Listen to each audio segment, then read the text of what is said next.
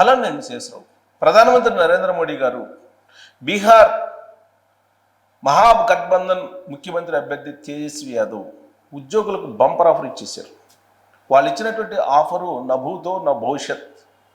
దాదాపుగా దేశంలో ఉండేటువంటి 50 లక్షల మంది ఉద్యోగులకి, దాదాపు 70 లక్షల మంది పెన్షనర్స్కి అద్భుతమైనటువంటి ఆఫర్ నరేంద్ర మోడీ గారు ఇచ్చేశారు. 8వ పిఆర్సీని వేస్తూ దానికి 16 నెలలు గడువు పెట్టేసి నెక్స్ట్ ఇయర్ దీన్ని అమలు చేసేలాగా పిఆర్సీని వేశారు. దీంతో ఉద్యోగుల్లో సంబరాలే. అంతకుమించి ఉద్యోగులకు కావాల్సింది ఏముంది? పిఆర్సీ వేస్తామంటే, పిఆర్సీ వేస్తున్నారంటే ఉద్యోగులకు ఎంతో కొంత జీతం పెరగడమే, తగ్గేదే ఉండదు. సో కాబట్టి అంతకన్నా సంతోషం ఉద్యోగులకు ఏమి ఉండదు. పిఆర్సీ వేశారు, పే రివిజన్ కమిషన్ వేసేసారు. రాబోయే రోజుల్లో దేశవ్యాప్తంగా ఉన్నటువంటి 50 లక్షల మంది ఉద్యోగులకి, అలాగే 69 సుమారుగా 70 లక్షల మంది పెన్షనర్స్కి గొప్ప శుభవార్త రాబోతుంది.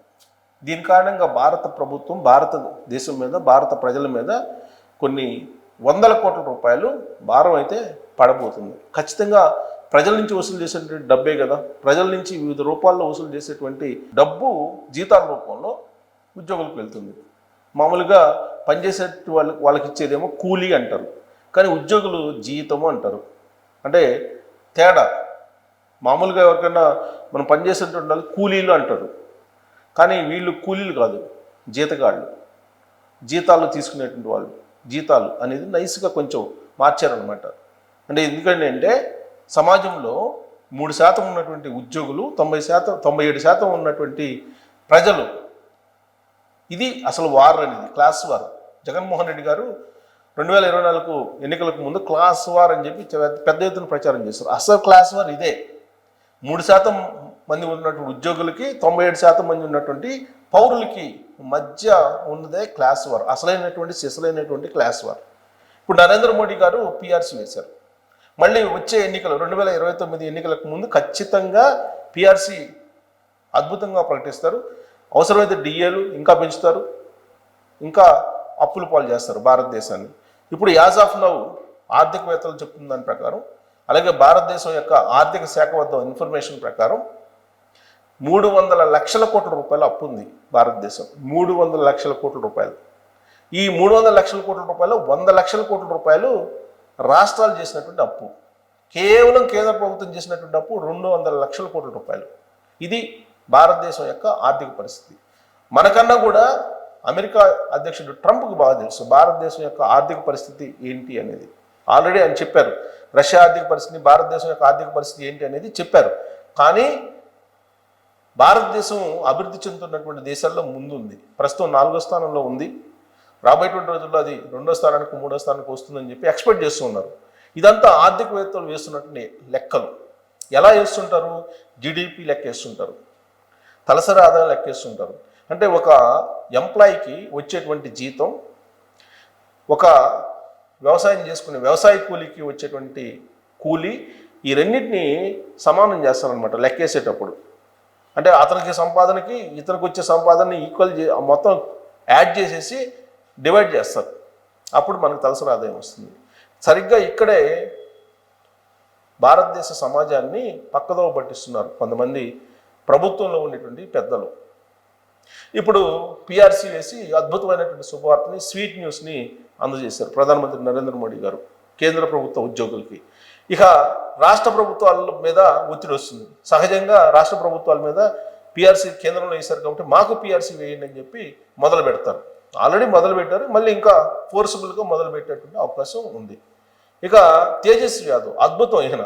తేజస్వి యాదవ్ని కనుక మిగిలిన రాష్ట్రాల ముఖ్యమంత్రులు, లేదంటే మిగిలిన రాష్ట్రాల్లో ఉండేటువంటి పార్టీలు కనుక అనుసరిస్తే ఖచ్చితంగా దివాలా, భారతదేశం దివాలా తీయటమే, ఇంక మరొక అవకాశమే లేదు.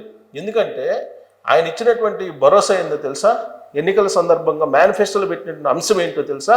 మహాగఠబంధన్ తరఫు నుంచి ప్రతి ఇంటికి ఒక ప్రభుత్వ ఉద్యోగం ఇస్తానని చెప్పి అనౌన్స్ చేశాడు ఈ పెద్ద మనిషి. ప్రతి ఇంటికి ఒక ప్రభుత్వ ఉద్యోగం ఇస్తాను, తనను ముఖ్యమంత్రి చేయండి అని చెప్పి మేనిఫెస్టోలో పెట్టినటువంటి అద్భుతమైనటువంటి లీడర్ తేజస్వి యాదవ్. ఇక రెండోది ఏంటో తెలుసా? ఓపీఎస్ని నేను అమలు చేస్తానని చెప్పాడు. అధికారంలోకి వచ్చిన 20 రోజుల్లో నేను ఓపీఎస్ని అమలు చేస్తాను, సిపిఎస్ లేకుండా ఓపీఎస్ని నేను అమలు చేస్తానని చెప్పాను. ఓపీఎస్ని అమలు చేసినటువంటి ఓల్డ్ పెన్షన్ స్కీమ్ని అమలు చేసినటువంటి రాష్ట్రాలు ఇవాళ దివాలా దిశలో ఉన్నాయి. దివాలా తీసేయి.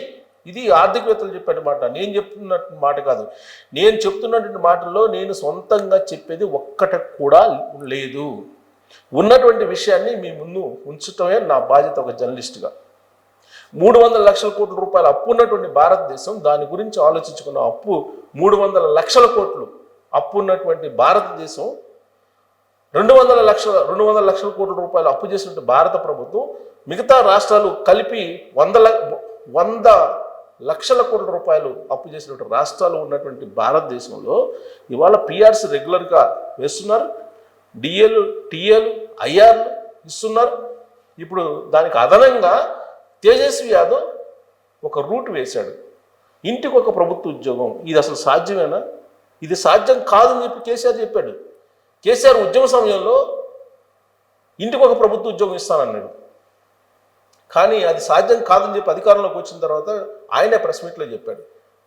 అసలు ప్రభుత్వ ఉద్యోగాలు ఇంటికి ఒకటి ఇవ్వడం అనేది సాధ్యమా? ఇది ఎలా సాధ్యమైంది అని చెప్పి ఆయనే క్వశ్చన్ చేశాడు. అంటే నేను చెప్పాను అనుకో, మీరు ఎట్లా నమ్మారని చెప్పి ఆయన పరోక్షంగా అలాంటి సంకేతాలు ఇచ్చారు కేసీఆర్ గారు. తేజస్వి యాదవ్ కూడా ఒకప్పుడు కేసీఆర్ ఏదైతే ఉద్యమ సమయంలో హామీ ఇచ్చాడో అదే హామీని ఇప్పుడు వినిపిస్తూ ఉన్నాడు. మేనిఫెస్టో విడుదల చేశారు. మేనిఫెస్టో బీహార్ ఎన్నికల సందర్భంగా మహాగఠబంధన్ మేనిఫెస్టోలో ఓపీఎస్ అమలు, అలాగే ప్రతి ఇంటికి ఒక ప్రభుత్వ ఉద్యోగం. ఇది కనుక అమలు చేస్తే ఆ రాష్ట్రం యొక్క ఆర్థిక పరిస్థితి ఏంటనేది మీరు ఆలోచించండి. పైగా ఇప్పుడు తేజస్వి యాదవ్ అనౌన్స్ చేశారు కదా, ఖచ్చితంగా మిగిలిన రాష్ట్రాల్లో రాబోయే ఎలక్షన్స్లో ఇలాంటి ప్రతిపాదనలు, ఇలాంటి మేనిఫెస్టోలో పెట్టిన అంశాలు ఖచ్చితంగా ఉంటాయి. ఎందుకు అని అంటే మహారాష్ట్రలో, అలాగే కర్ణాటకలో, ఢిల్లీలో ఉచిత బస్సు ప్రయాణాన్ని పెట్టారు. మహిళలకి ఉచిత బస్సు ప్రయాణం ఢిల్లీలో స్టార్ట్ అయింది, కేజ్రీవాల్ పెట్టారు. అది కర్ణాటక చేరింది, కర్ణాటక నుంచి తెలంగాణకు వచ్చింది, తెలంగాణ నుంచి ఆంధ్రప్రదేశ్కి వచ్చింది. ఉచిత బస్సు ప్రయాణం మహిళలకి ఇస్తూ ఉన్నారు. సో కాబట్టి ఇప్పుడు తేజస్వి యాదవ్ మొదలుపెట్టినటువంటి ఈ ఓపీఎస్ లేదంటే ప్రభుత్వ ఉద్యోగం ఇంటికి ఒకటి అనేది రాబోయేటువంటి రోజుల్లో ఆయా రాష్ట్రాల్లో ఉండేటువంటి ప్రాంతీయ పార్టీల మేనిఫెస్టోల్లో మనం చూడొచ్చు. ఇదేమో ఆశ్చర్యపోవాల్సిన అవసరం లేదు.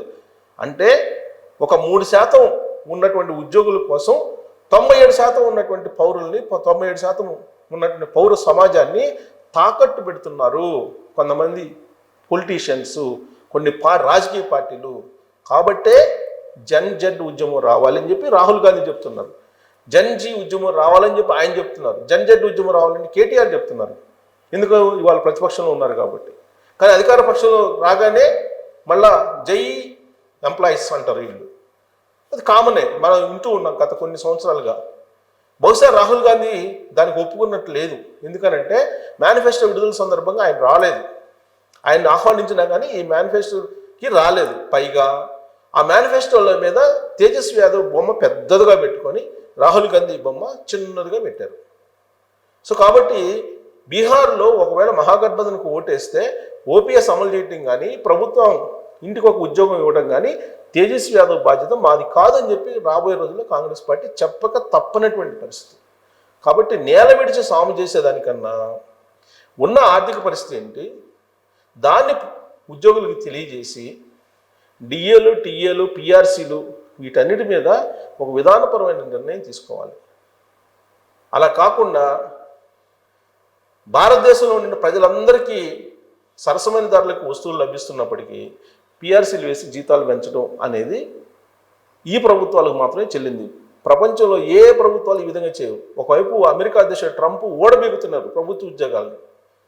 వాళ్ళు వైట్ ఎలిఫెంట్లుగా మారారు, ప్రభుత్వం మీద భారం అయ్యారని చెప్పి వాళ్ళని ఇంటికి పంపిస్తున్నారు.